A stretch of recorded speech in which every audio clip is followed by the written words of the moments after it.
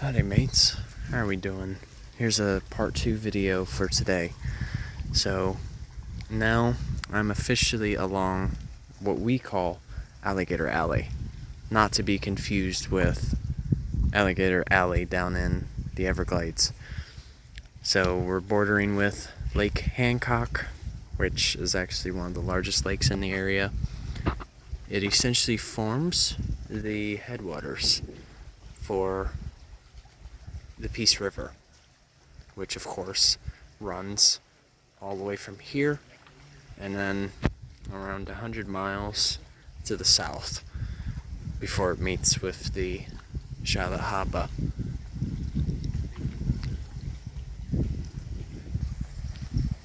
So what I want to show you guys, perched on the tree right there, is a female Inhinga. Now, they're actually an example of a darter, I believe. Now, the reason I know that it is a female is if you look at its neck, it has like a brownish white neck. And there's no white streaks in their feathers, unlike a male. So, they are always distinguished by having a straight beak. So that's how you know if you're looking at one. Now, due to them lacking the oils on their feathers, after they swim, they have to dry off. So that's why you can see it sunning out right now, spreading its wings. But yeah, I'll name her Anne, the Inhinga. Shout out anyways to the shout out goes to my friend Ann Jackson, who is a fellow follower and a eco warrior who supports my work among other people who are stewards, including herself. So I hope this video finds you well, Ann. But Alligator Alley, as you can see, this is kind of the general setting, and I will say that this is my favorite part of the park, right here. Because to my left, you got Lake Hancock, and then to my right, you've got the wetland that I was speaking of. And in this case, it is specifically a swamp, given that there are trees. So the types of trees that you're commonly seeing over here are the bald cypress. And of course, those are also one of my favorite types of trees. Because the thing is, they're one of the only existing deciduous conifers. So basically what that means is deciduous, they lose their smaller needles, and then they'll regrow once it approaches into the spring, which actually is coming up really soon. But what makes a conifer is the fact that they produce needles, not leaves. And for another, conifers are gymnosperms. They don't produce fruits.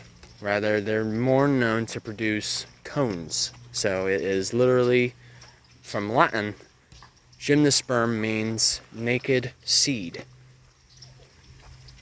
Unlike flowering trees that have fruits, those are known as angiosperms.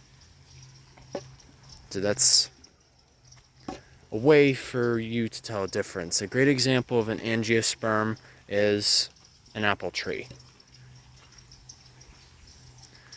But you can just see, like as I was mentioning in my last video, you can see the work of this wetland is literally filtering out any excess water, and they also literally act as a stormwater reception. So what that means is, given that they are a buffer, they can slow down how much erosion occurs. Because most wetlands are generally very low-lying habitats. And so, some of that green material that you're seeing above the water that is most likely duckweed. I certainly hope that it is the native variety. I haven't had a chance to look very closely to it. So yeah, I would certainly hope so, given that we are at a highly protected park. But we are now at the temperature too, where alligators should be the most active.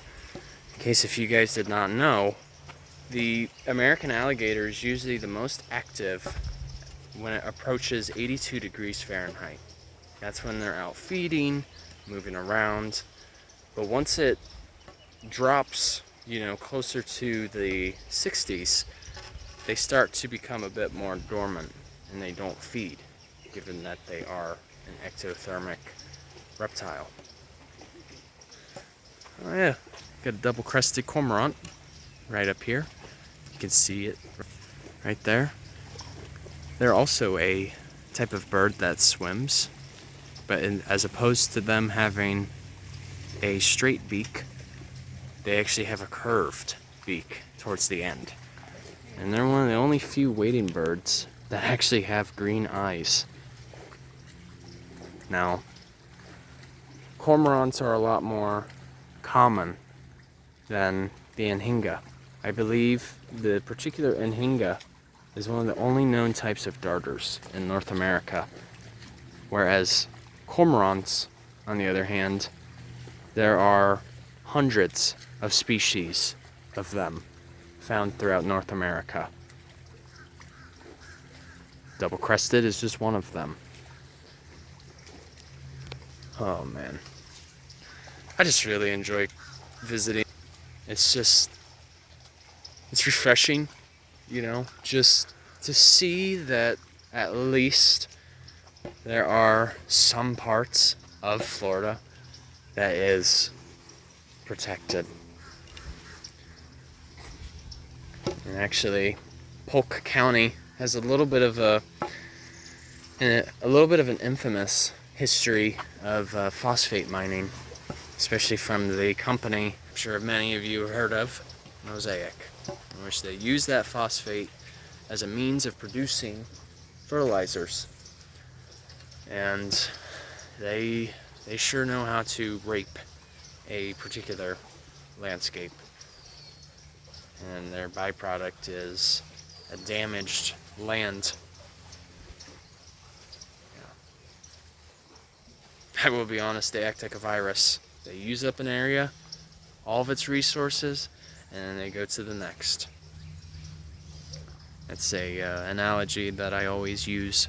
And given that, we're right next to a watershed, a crucial one,